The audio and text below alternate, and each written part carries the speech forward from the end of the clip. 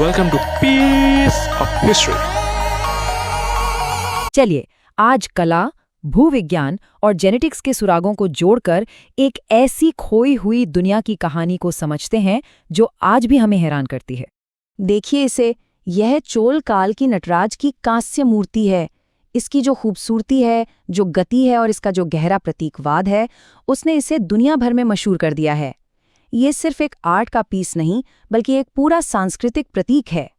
पर सोचने वाली बात यह है कि क्या ये शानदार कला अचानक से ही सामने आ गई, या फिर इसकी जड़ें कहीं बहुत गहरी हैं, एक ऐसे अतीत में जिससे हम लगभग भूल ही चुके हैं। इस पहेली को समझने के लिए एक मशहूर पुरातत्वविद मॉर्टिमर व्हीलर के इस बयान पर गौर करते हैं। वो किसी ऐसी चीज के बारे में बता रहे थे जिसने उन्हें पूरी तरह से मंत्रमुग्ध कर दिया था।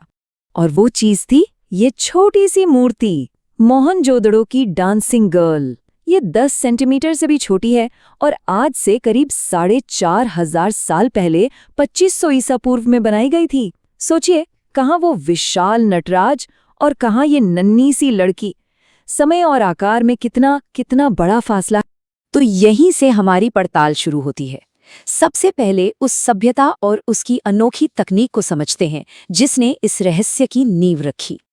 देखिए, इन दोनों कलाकृतियों को जो चीज जोड़ती है वो है इन्हें बनाने का तरीका, लॉस्ट वैक्स प्रोसेस। मतलब पहले मोम की एक मूर्ति बनाई जाती है, फिर उसे गीली मिट्टी से पूरी तरह ढक दिया जाता है। इसके बाद जब मिट्टी सूख जाती है तो उसे गर्म करके सारा मोम पिघलाकर बाहर निकाल देते हैं, और जो खाली जगह बचती है उसमें पिघली हुई धातु भर दी जाती है। और इस कमाल की तकनीक में माहिर थे सिंधु घाटी सभ्यता के लोग, जिन्हें हम हड़प्पावासी भी कहते हैं। जी हाँ, वही लोग जिन्होंने उस डांसिंग गर्ल को बनाया था। तो अब जरा उस दुनिया को समझते हैं जहां ये सभ्यता पली बढ़ी। ये कहानी उस माहौल की है जिसने इस कला को जन्म दिया। आज जब हम उस इलाके के बारे में सोचते हैं तो अक्सर एक सूखा रेगिस्तान नजर आता है ना? लेकिन ये कला एक हरी भरी उपजाऊ जमीन में पैदा हुई थी, जिसे एक बहुत बड़ी नदी प्रणाली सींचती थी। ये जीवन रेखा थी सप्त सिंधु, यानी 7 बड़ी नदियों का एक नेटवर्क, जिसका जिक्र हमें प्राचीन ऋग्वेद में भी मिलता है। और इस पूरे सिस्टम का दिल थी सरस्वती नदी, जिसने 2000 से भी ज्यादा सालों तक इस महान सभ्यता को पाला पोसा। लेकिन फिर कहानी में एक बड़ा मोड़ आता है। वो नदी जो जीवन का स्रोत थी, वो धीरे धीरे गायब होने लगी, और उसके साथ ही वो सभ्यता भी। ये सब कुछ अचानक नहीं हुआ, नहीं, इसमें हजारों साल लगे। जो नदी 6000 ईसा पूर्व में एक विशाल नदी थी, वो जमीन के अंदर और मौसम में हो रहे बदलावों की वजह से धीरे धीरे कमजोर होती गई, और 3000 ईसा पूर्व के बाद तो लगभग गायब ही हो गई। तो आखिर ये हुआ कैसे? असल में 3 बड़ी प्राकृतिक घटनाओं ने मिलकर ये तबाही मचाई। पहला, हिमालय में टेक्टोनिक प्लेट्स की हलचल ने नदी के ग्लेशियर वाले स्रोत का रास्ता ही काट दिया। दूसरा, सतलुज और यमुना जैसी नदियों ने अपना रास्ता बदल लिया और सरस्वती का पानी छीन लिया। और तीसरा, जलवायु परिवर्तन ने मॉनसून को इतना कमजोर कर दिया कि बारिश ही कम हो गई। और इसका नतीजा बहुत भयानक था। जो नदी कभी जीवन देती थी, वो अब बस कुछ अलग थलग झीलों का एक झुंड बनकर रह गई। और पानी के बिना वो महान सभ्यता भी धीरे धीरे इतिहास के पन्नों में कहीं खो गई।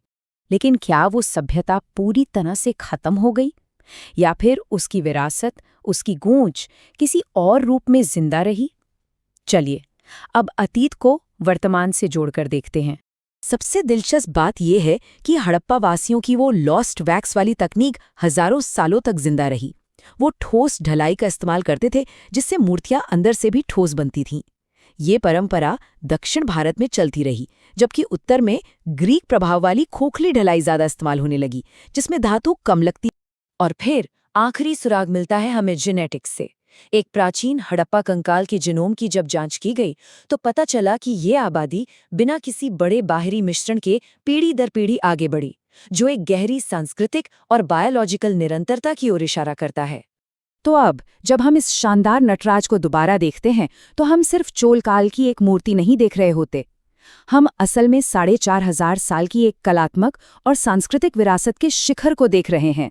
एक ऐसी विरासत जिसे ज्ञान की उस नदी ने सींचा, जिसका पानी तो कब का सूख गया, पर उसकी धारा बहती रही। और ये हमें एक बहुत गहरे सवाल पे लाके छोड़ देता है।